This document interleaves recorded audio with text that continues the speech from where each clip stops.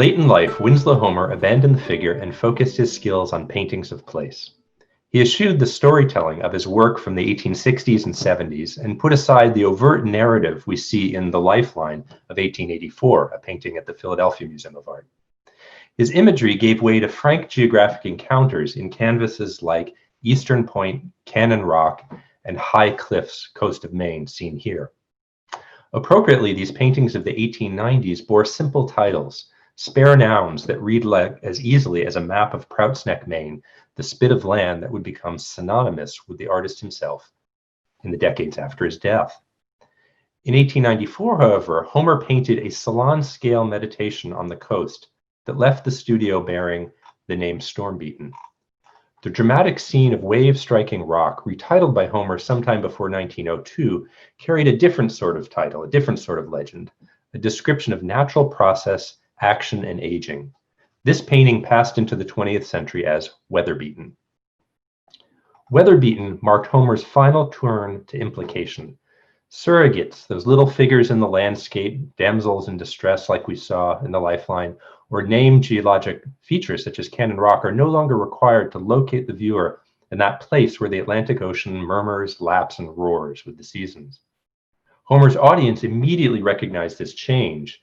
In 1902, the critic Frederick Morton wrote, "All of Homer's experiences and practices in figure painting and landscape have led up to his inimitable landscapes, which he paints as no other artist ever did or can."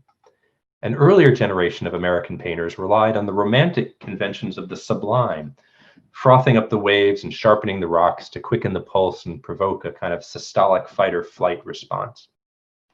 Homer, however, divested Weatherbeaten of romance, of sentiment, in favor of painting a life lesson for the modern era, a visual poem about place, time, and constancy. The painting is an archetype, a new model marine. Born of Homer's penchant for first-hand lived experience and close observation, the green ocean and gray sky signal that a great storm has passed over, while weather at sea pushes a wave to great height as it breaks over rocks, very close to Homer's studio. A brightening horizon points to a resolution of the atmospheric drama in the near future. Three salient gestures lend authority to the composition. First, as with many of Homer's late works, the artist elected to eliminate the 19th century convention of staffage. There's no need for those little figures that we saw in High Cliffs, coast of Maine. There's no need for human scale in his reckoning, and to include the figures would only add a distracting sentiment. Second, and more importantly, Homer altered the landscape itself. In a masterstroke of erasure, Homer chose to hide any trace of two nearby islands, Bluff and Stratton, and a bank of fog at mid-canvas. In doing so, he created a boundless Atlantic Ocean, denying the viewer a sense of protection. He also included a gray stripe. Having tightly described the wave and painted the rocks in warm reddish-brown tones to convey a notion of the mineral content, the iron in the rocks, as well as a kind of organic glaze that you get right in the littoral, Homer applied an elongated rectangle of gray pigment. And this is what you see sort of at the left center of the canvas. Rising out of the foam and paralleling the prominent rock formation at left is this one gesture, this one brushstroke of gray paint. A bold and almost strident move, the gray stripe holds the eye just long enough to allow the image to begin to decay at the margins. It's neither land nor water, it's not light or shadow. The gray stripe is a clarion call, really a statement in paint. Earlier in his career, Homer was chastised for painting this way, chastised for this sort of behavior. The influential critic, Clarence Cook, in 1868 wrote, quote, "If Mr. Homer has adopted the notion that he can put down all that is worth recording in a half a dozen strokes of his brush, he makes a blunder." By 1894, however, Homer was well past middle age, enjoying a comfortable life and playing his hand as he chose. He was painting what he wanted to. Homer's gray stripe, then, is a masterstroke of creative independence and artistic authority. Unlike his carefully scripted, if somewhat enigmatic genre scenes of the 1870s, and even those large-scale storytelling works like we saw before, The Lifeline of the 1880s, Weatherbeaten is an intense, muscular painting. With great intentionality, Homer worked the canvas until it satisfied his sensibilities, and then he boldly painted this large gray window into the future. It is Homer's gift to a coming age, a century that would cultivate abstraction almost as a religion by the 1920s and 30s. It is no great wonder that the next generation of painters responded to Homer as a kindred spirit, actually more than a kindred spirit. They viewed him as kind of a father and grandfather figure as we marched through the 20th century. The influential teacher, Robert Henry, who taught in New York but brought students every year to Maine to summer, lionized Homer in his manifesto, The Art Spirit.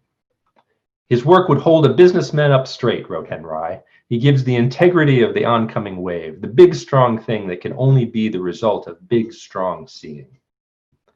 Henry's student, Rockwell Kent, well known to us in Vermont, because he spent time in Vermont before moving off to the Adirondacks, took up this theme of fortitude, of strength, deriding Homer's early career in favor of these late paintings. Homer the realist, why realism was his job in his youth. Strong, simple, honest, true, by the power of those qualities, profoundly moving, we claim him to be proudly an exemplar of the American character. This is what Kent wrote. Strong, simple, big, honest. These adjectives employed by Kent to describe Homer's painting in the period speak volumes about the anxieties of the age, that decade as we move toward the turn of the century. As the United States came of age as a modern industrial nation, the enervating aspects of professional life provoked a panoply of concerns, of anxieties. The perceived loss of social economy, by which I mean face-to-face relationships with individuals rather than institutions, coalesced into a general feeling of weightlessness, as it was described, or a malaise for those who could afford such introspection or self-reflection. And by that, I mean the new middle class and the upper class. More worrisome, these kind of nebulous feelings of unease could seemingly lend themselves and lead to genuine illness. Weakened by their new urban lives, writes the cultural historian Harvey Green, spared the vigors of farm life or frontier, vaguely defined illness, dyspepsia, neurasthenia, the nerves, seemed to doom Americans as the turn of the century approached. Weatherbeaten, a painting of weather, rock, ocean, offered an anchor to this anxious age. Homer's first biographer, William Howe Downes, wrote of the work in 1911, claiming an almost therapeutic capacity for the painting. Reality is made more real, wrote Downes. We are more acutely alive when brought into its presence. Our horizons expand, we take deeper breaths. Such restorative promise that was imbued in a painting was probably an influence on William Evans, who was the pioneering collector of American painting, who eventually purchased Weatherbeaten. As part of Evans' well-known early collection of native painting, as he called it, Weatherbeaten received popular attention through frequent exhibition after it left Homer's studio. It garnered the Gold Medal of Honor at the Pennsylvania Academy of Fine Arts exhibition in 1896, and it played a key role in the development of an early canon of American painting before it was sold again to Evans in 1900. As for the healing qualities of the work, it is hard to miss the irony in the fact that Evans himself died a very modern end in 1918, the result of a general breakdown caused by illness and overwork during the reorganization of his company after it was forced into receivership. This was from his obituary in the New York Times. So it was taken that you could literally work yourself to death in this time period, and only through exposure to paintings like Weatherbeaten was there a possibility of being saved. Weatherbeaten itself reminds us of timelines long and unknowable. Tides vary, waves will reveal their individual character if closely regarded, but the constant, almost infinite process captured in the painting is a short course in the voyage of life, and ultimately human insignificance in this sort of geologic timeline. Homer itself executed a series of these kind of peculiar cartoons on the wall of his studio at Prout's Neck, where he was sort of marking the waves, and he was trying to scan them as if they were a sentence by describing them in pencil on the wall and then annotating them, tumble, tumble, turn, tumble. So the actions of the wave are literally sort of etched into the walls of Homer's own studio. So the fact that he was, literally 180, 190 feet from high tide and looking so very closely is really part and parcel of our story this evening. in doing so, in painting this way, and in sort of taking up this kind of close regard of nature, Homer proposes something steadfast and reliable, nature itself. Wind and waves may soften the edges of these rocks over time, but there will always be a coast of Maine. The art historian Sarah Burns has written eloquently of the way Homer's late imagery can to stand in for public discourse on new patterns of economic life in the turn of the century, in the decades really that bracket the turn of the century from 1890 to 1910. Speaking of nature on the surface, she writes, Homer's paintings, specifically the later seascapes, like Weatherbeaten, that made his contemporary fame, this is when he really became well known, at other levels spoke the language of business and wove metaphors evoking the natural laws and rhythms of economic forces. And this is really a kind of a fascinating point that Burns picks up on. Homer's retreat to Prout's Neck, then, long assumed to be a refuge from the worldly cares, for an artist who bore witness to the bloodletting of the Civil War and negotiated a place for himself in the creative life of a rapidly reorganizing nation, reads today as the act of a man inextricably part of these conditions of modernity. He's really sort of part of this reorganization, this kind of new corporate culture which is developing at the turn of the century.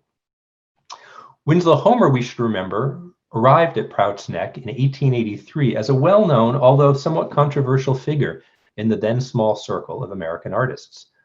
Born in Boston in 1836 to a fairly prosperous family and trained as a commercial illustrator in the antebellum era, Homer came to national attention for the first time during the Civil War itself as a special correspondent or sketch artist for Harper's Weekly. This is the Sharpshooter. So it's a engraving from a Homer sketch, which was sent back from the front in November of 1862 and published. And Homer went to the front several times in the course of his employment with Harper's Weekly. And there's a telling letter written by his mother from 1862. And she says, Winslow is back from the front. He is so changed that even his friends won't recognize him. So I think there's a lot to be known from Homer's experiences as a witness, as literally a scribe to the Civil War. You know, today we have language for discussing his experiences, what he saw. World War I, we talked about shell shock. Today we talk about post-traumatic stress disorder. In Homer's era, we didn't have this. We would talk about, you know, melancholy or sort of pre-Freudian terms for the kind of the shock of his experiences. In Homer's case, he worked it out on canvas. He worked it out through his creative life. With the help of a close-knit family, he transitioned to a career as a fine artist by the end of the war while living in New York City. And at the end of the conflict, he made a name for himself painting images of the war. And this is, of course, one of his most famous paintings, Veteran in a New Field from 1865. It's at the Metropolitan Museum of Art. I think we can all see the kind of words of the prophet Isaiah, we will beat our swords into plowshares, literally writ large in this painting. This is a veteran. He's wearing his Union Army trousers and his suspenders, and he's in the new field. So we have this kind of story of regeneration after the war, but we also have a very, very chilling kind of image of just the wheat being taken down by the scythe. So it's what Homer has just seen for years during the conflict himself, and committed to paint. After the war, Homer changed tact, or moved on by 1868, 1869, and started producing genre scenes for the expanding nation. And these are really sort of images that promote sort of reconciliation between North and South. They promote these sort of common values. You see a lot of farm boys, and you see a lot of sort of girls in rustic settings gathering apples. So it's this kind of imagery that seems to knit together the sundered nation. The art historian Margie Conrad has written perceptively of Homer's complicated and symbiotic relationship with the burgeoning critical press of the post-war era, a developing genre that provided a platform for artists to rapidly attract international attention. By the close of the 1870s, writes Conrad, Homer had achieved a prominence reserved for few artists, but he also increasingly baffled many critics. Unfinished and unresolved are labels that stuck to Homer's work throughout his career, and Homer himself was frequently described as being kind of brusque, or kind of unusual in the way that he comported himself. This is a wonderful small painting from the Portland Museum of Art. It's called Artists Sketching in the White Mountains. And it's just from that late 1860s moment. Homer was sent again by an illustrated magazine to sort of capture artists in the field, painting Mount Washington and painting the White Mountains. And in the years after the Civil War, New England itself becomes a kind of therapeutic landscape for veterans. People would return to New England, would go to the White Mountains, would go to the coast of Maine, and artists sort of turned these images into their stock in trade. This image, I think, is also very telling because it shows us a kind of puckish sense of humor on Homer's part. If you'll notice, he's the third in line painting the mountain here. So he's kind of cast himself as late to the party. And we know it's Homer himself. It's a self-portrait. If you look very carefully at that knapsack behind the artist, you'll see the initials WH. So he's identifying himself and putting himself in the painting. And we'll talk about that a little bit more as we move forward. You'll also see Homer's sense of humor. There's a sort of a stump over on the left. And of course, those blasted tree stumps were a real symbol in the 1830s and 40s, an antebellum American painting of that kind of that sense of the sublime. In this case, though, Homer has cut it off neatly and he's placed a bottle of wine on top of the trunk or the stump. So it shows that this is a convivial party in the White Mountains. And again, they're a little late to the game in painting in New Hampshire.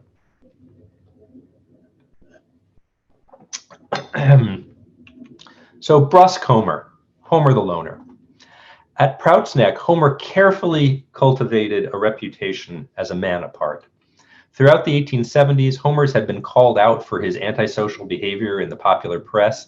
This despite his residency in the 10th Street studio building, the most important and fashionable address for painters in America, really the first modern studio space in New York. And this theme becomes more fully developed a scant 6 months after completing renovations to that studio in 1883, 1884. In December of 1884, a Boston newspaper published an article under the banner, the headline, "The Strange Hermitage of Winslow Homer on the Maine Coast." And this article from 1884 really concretizes the myth of Homer as alone, as a man alone at Prout's Neck. As late as 1936, the artist Marsden Hartley burnished this chestnut when he wrote, "A fierce Yankee was Homer," wrote Hartley, "keeping a shotgun behind his door against the local invader of his property, so the story goes." Homer as a recluse, as a persona carefully constructed and embellished by the artist himself, held sway for generations and has only been complicated by students and scholars in more recent years. Homer's time at Prout's Neck, the stuff of legend within the mythology of American art, can be seen in the more prosaic light of the artist's interconnected emotional and economic ties to his very entrepreneurial family. As William Downes first noted in 1911, Homer initially came to Prout's in 1875 to visit his brother Arthur, as the latter enjoyed an extended stay at the coast, known as the Willows, in a guest house known as the Willows after his marriage. And again, this is that kind of moment where everyone would retreat to the coast. If you could afford it, you would retreat to the coast in the summertime. By 1883, Homer's father Charles and eldest brother were purchasing land there, as well as a partially constructed house in the shadow of the Checkley Hotel, this large shingle-style hotel, that they finished and dubbed the Ark. The creation of a family compound on the coast is again hardly a surprising act for a well-off family like the Homers, but the subsequent real estate transactions, documented recently by art historian Tim Bolton, really graphically illustrate Homer's keen interest in material comfort and economic life. He's buying and selling land for decades after this. And I would guess, again, I think it's ironic, and I would point out it's a rare hermit that exhibits a flair for real estate development. But Homer and his brother Charles were actively developing Prout's Neck, so much so, but by the time of Homer's death in 1910, 6 hotels and some 60 private cottages dotted the spit of land. This, of course, is Homer's well-known studio. It had started off as his brother's carriage house. Homer moved it several hundred feet away from the Ark, or the family house, created this great piazza, this great painting porch with the help of the architect John Calvin Stevens. And this really became the center of his world, his focus from the 1884 until his death.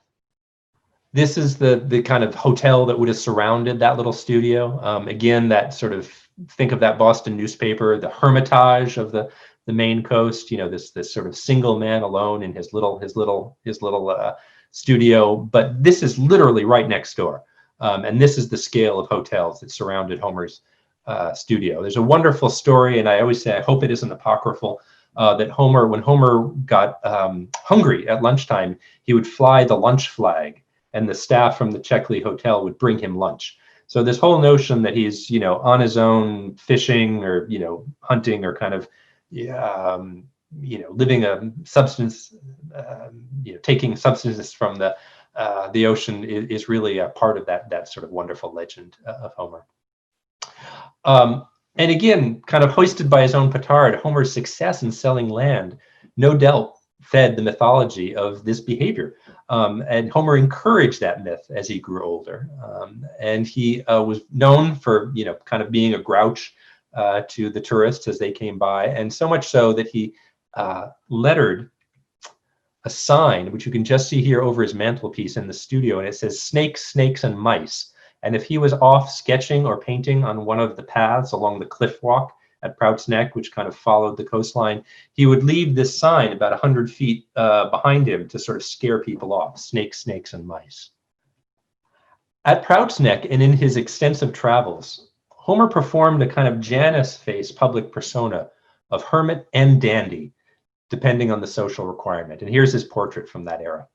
So seamless was his image that the artist Celia Beau, upon meeting Homer for the first time in 1897, when they served as jurors at the Carnegie International, commented that this personage that I took to be a high official in the world of the Institute, the museum that they were being jurors for an art show at, or an official of coal or steel. So she took him to be an executive. She took him to be an industrialist. Portraying himself as a captain of industry while on business, in a booming city such as Pittsburgh is perhaps to be expected. Even Beau elaborated that his new clothes seemed a little bit like a disguise. But the depths to which Homer internalized the developing corporate culture of the United States is really not to be underestimated. Not only did Homer dress like a businessman, but as Sarah Burns has pointed out, he employed the language of commerce in his correspondence with his galleries, two galleries, and all of the early collectors of his work. The stock market in particular fascinated Winslow Homer. Living in an era of rapid economic expansion with concurrent cyclical financial malaise, we're all sort of used to these sort of boom and bust moments in the late 19th century. Homer experienced the ups and downs of myriad panics and market fluctuations. He repeatedly invoked the nomenclature of the market when dealing with Nerdler, his prominent New York gallery. He wrote in one article, "I do not know the price of January pictures." And again, you can kind of get his sense of humor. "You must keep me informed that I may be long or short on them as the market fluctuates." So he was paying very, very close attention to who's buying his work. And if the stock market is up, he wanted Nerdler to really push his paintings. Responding to a letter about a client on the fence about the purchase of a major painting, Homer was succinct when he replied, "Watch the stock market and spring it on him at the first rise." Although Homer viewed the market with an ironic eye, he held a clear assessment of his own role in the supply chain. Shortly after his brother presented him with funds to build a small addition onto the studio in 1890, he wrote to his brother to thank him and say that "my factory, after being shut down for 2 years, is to be open for the month of June every day." So there again, Homer's talking about his studio as a factory. Back to Weatherbeaten, a product of Homer's Prout's Neck factory. Weatherbeaten played an important role in the creation of the market for American art. In his path-breaking study, William Treutner chronicled the first large collections of native painting established by merchants and industrialists in the Gilded Age, including people like Thomas Clark, who was the singer Sewing Machine, tycoon George Hearn, Charles Freer, and William T. Evans, who we talked about a few minutes ago. In an era that prized European old masters gathered on the Grand Tour, and if you were wealthy in the 1890s, you were supposed to go to Europe and find culture, not at home. In an era that prized these old masters and witnessed the decline of academic painting, heralded French Impressionism, which was beginning to be collected. And of course, that's a story we know at Shelburne Museum because of Electra Havemeyer's parents who introduced French Impressionism to America. The market for contemporary paintings, like Weatherbeaten, proved to be long in coming and very skittish on arrival. People weren't quite sure how to value these paintings in this time period. Critics decried the lack of interest as these American collections came to auctions in the first decades of the 20th century and wrote approvingly of the prices realized by select painters such as Homer, Innes, Dewing, Ryder, Blakelot, Robinson, and Weir, these first sort of painters who really came of age and were able to command significant sums for their work. Homer in particular proved to be kind of an index painter, if you will, in this era. And it was not lost on those that followed the market that Weatherbeaten, this painting, gained in value from its initial sale to Evans in 1896 by Knoedler, where it sold for about $1,500. It then sold for $4,000 when that collection was broken up in 1900, and it eventually traded for $11,000 after Homer's death in 1910, shortly after his death. By way of comparison, $11,000 in 1910 is probably about $300,000 today. So it just gives you kind of a sense of where these objects, fit in the economic picture of that era. Homer's attention to the commodity value of his work is evident in his letters and congruent with his efforts to break ground in the burgeoning creative economy of the late 19th century.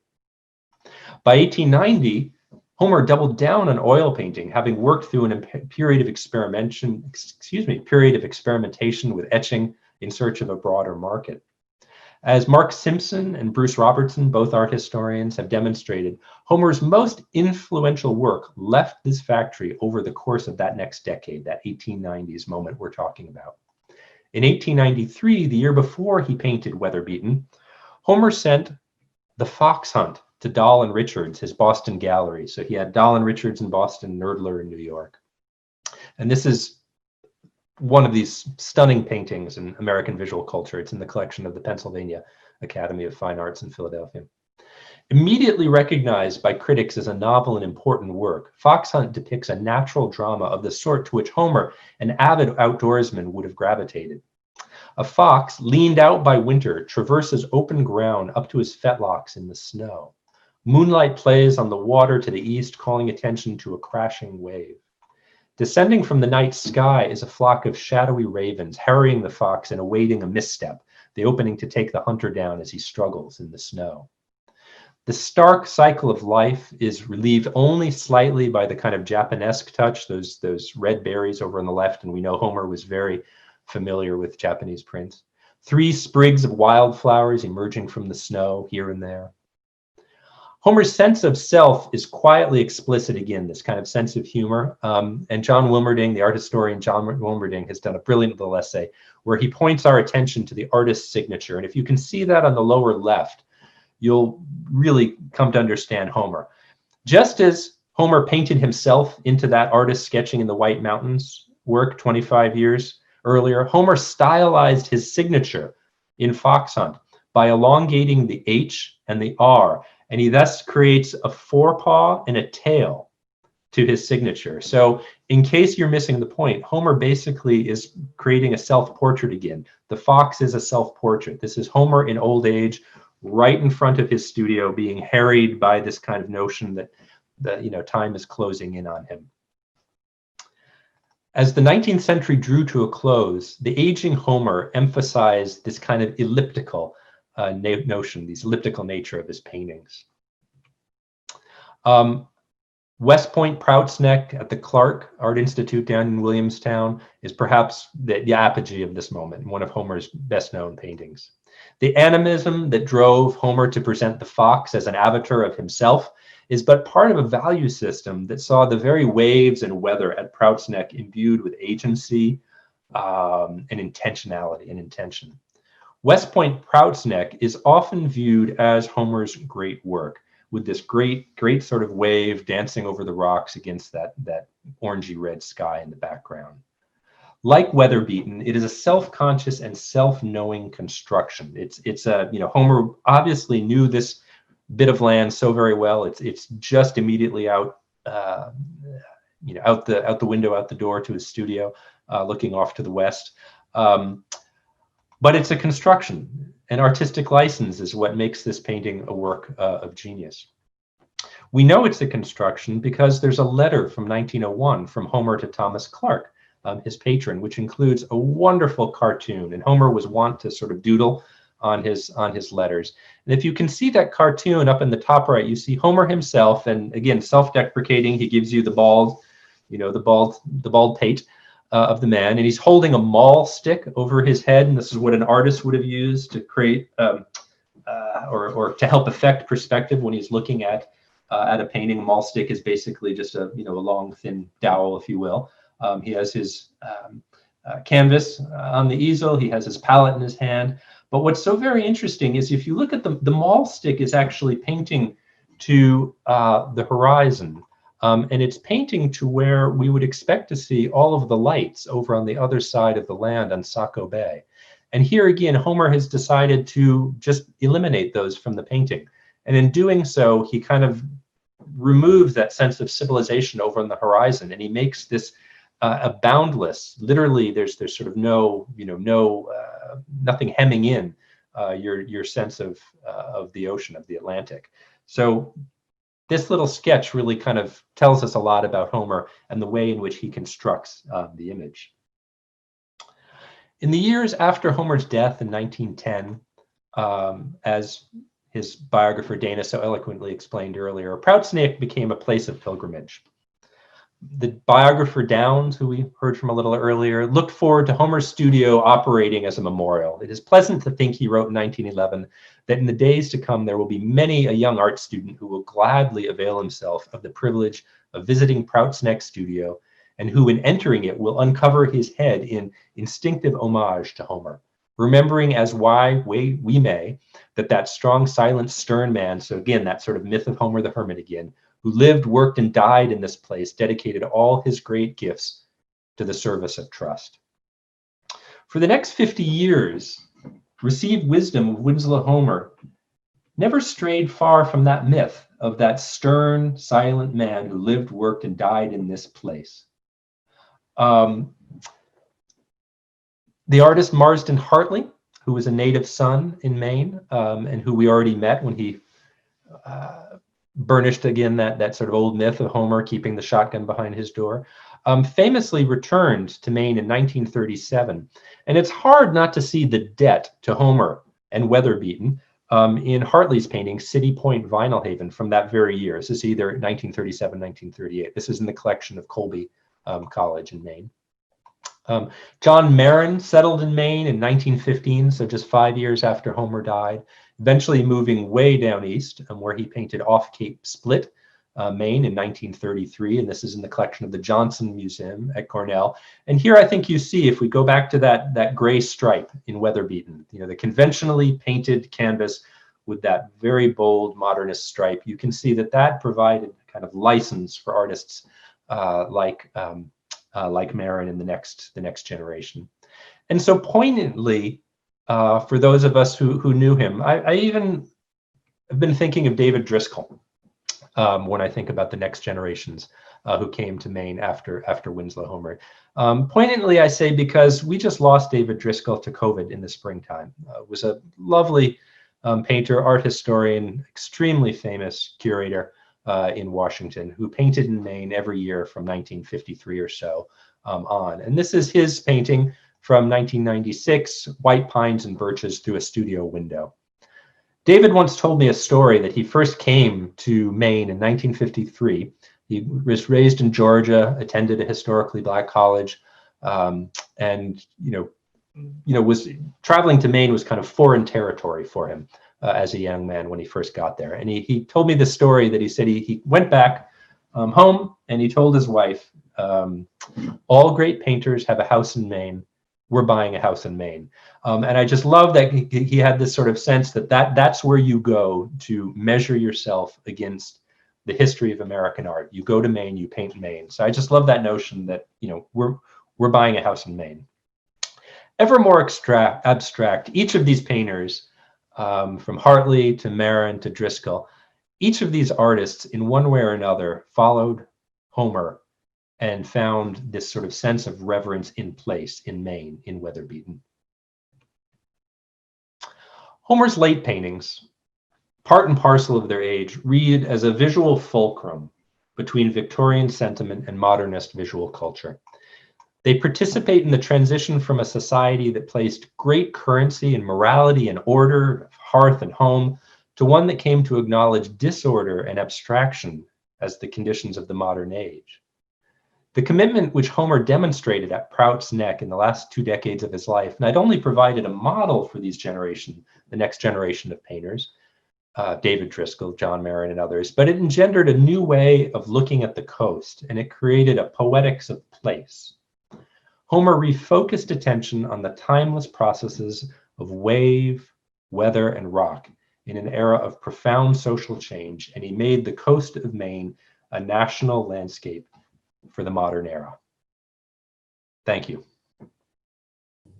I had a question. Early on, when you were talking about Weatherbeaten, you used the phrase "an anchor to this anxious age." And I certainly think of this as being an anxious age that we're in now. And I was just wondering if, when you look at modern culture, if you see any anchors that have risen in this time.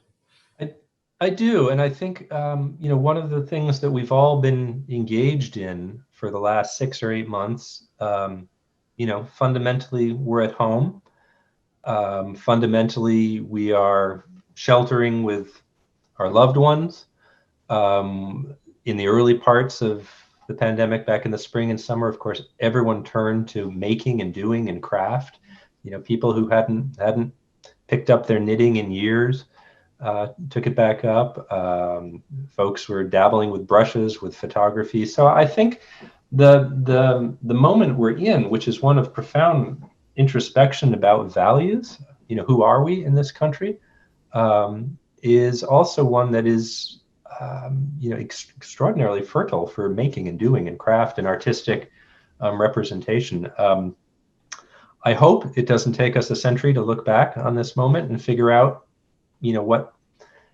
how we sort all this creative culture out, as it sometimes does. I hope we spend a little more time in immediate introspection, self-reflection as a country, and we learn some lessons from this. It's interesting. You point out like the contradictions, it would seem, that he's, portraying himself as a hermit and sort of cultivating that image of someone who's isolated and living off the land in remote parts of Maine, but that he is sort of appreciating creature comforts and, as a land developer, maybe like actually developing the coast of Maine, and then he's eliminating cities and structures from his art. And I'm just curious, like, does he ever in letters reflect on those contradictions, or what do you make of those sort of the contributions or contradictions are just rife in his contribution to modernizing Prout's Neck. I think at some point I came to understand that he would buy shirts at Brooks Brothers in great number. So he certainly liked his creature comfort, and he would send his laundry off of Prout's Neck to be done, and he had this sort of penchant for starch collars. I guess I would sort of offer a parallel for a moment, and that's the artist Willard Metcalf, an American impressionist. Metcalf painted in Connecticut, and he would go off painting and create these kind of sweetness and light scenes of old houses surrounded by gardens. And he called his painting excursions hollyhocking, because if he saw something modern that he didn't like a telegraph pole, he would just put a hollyhock in front of it. He would literally paint the hollyhock in front of it and just erase any trace of modernity to create this kind of image of old New England. And that's what Homer's doing as well. Right above that wave in this painting in front of us, Weatherbeaten, there are 2 islands, and Homer at some point just chose to kind of paint them out, because to do so would create almost a domestic scale to the water in front of you. To hide them in the fog, all of a sudden there's nothing between you and Portugal. So it creates this kind of myth of just pure pure clash of nature in front of you. And that's what this era seemed to need. As Americans moved off of the farm and into cities, and they started following, the time clock in a factory or going to work on the 7:50 train in the morning, there's this sense that you're divorced from nature, you're divorced from real sort of tactile experiences, and through exposure to paintings like this, you are somehow going to be recentered and reset in your world and in your environment. So you're completely right. I think I called it Janus faced at one point. This sort of push me pull you effect of Homer, that the more attractive he makes this coast, the more likely he is to sell a parcel of land to someone who wants to build a cottage on it, and the more likely that coast is to go away. I'm afraid that may be kind of the great challenge that we've all faced since this era, and are still reckoning with today. It's certainly something we talk a great deal about in Vermont. What is the pace of change? We certainly want people here. We want the economic life, but at the same time, we want Vermont to stay as it is. We want Maine to stay in this kind of idealized state. Hi, Tom. I've seen several different Homer shows in the Adirondacks and other places. And but what I'm always drawn to, I go back to, is his being an illustrator during the war, and just how much that really influenced his choices and his painting and his choices. What he decided that his. I think it's such a key moment, and I elided over that very, very quickly. Homer trained as a lithographer in the very earliest days, late 1850s, early 1860s, and he left that employ to go off to be a sketch artist during the war. And fascinating to me that to be a sketch artist was to create a series of these vignettes on the page. So when we finally see the complete work in Harper's Weekly, and I sometimes have one in my study, but I don't right now, because these were published in magazines. This was the way that people understood the conflict, and they were quite readily available in the time period. So Homer sent sketches back to New York, and then there were these engravers that created these sort of great woodcuts, wood blocks that were then transmitted around the country. He was part and parcel of the most up-to-date and modern way of transmitting visual information. Oliver Wendell Holmes Sr. actually took exception to some of these engravings in Harper's Weekly that were placed on his doorstep after Antietam, and he wrote this note saying, "They've placed a body on my doorstep." So it was a scene of a dead body from the Battle of Antietam, and it was in the newspaper, Illustrated Magazine, on his doorstep. And Holmes took that to be kind of collapsing the domestic sphere and the battlefront. That you're not supposed to see that. It's not supposed to be dropped on your doorstep in Cambridge, Massachusetts. So that notion that the war would come home in the newspapers and be illustrated was extremely avant-garde. And in our lifetimes, we're used to newsreels from World War II. We're used to seeing the Vietnam conflict, Vietnam War on television, and that created a sea change in public sentiment about that conflict. Today, of course, if something awful happens, we know within minutes in the world because of the internet. But in this era, Homer's experiences as being the lens through which the public viewed the conflict, I think, is hugely important in creating his identity, his self. All of those images of the 1870s of sort of pastoral life, of farm life, of kids climbing over stone walls, all of that is very clearly Homer working through some need to create a sense of regeneration, a sense of youth, a sense of rebirth after the carnage that he witnessed during the war. And again, recall back that very very poignant and peculiar letter from his mother that, Winslow is home from the front, and his friends won't even recognize him. So, that sense of change, I think, was, documented as presumably, only perhaps a mother would.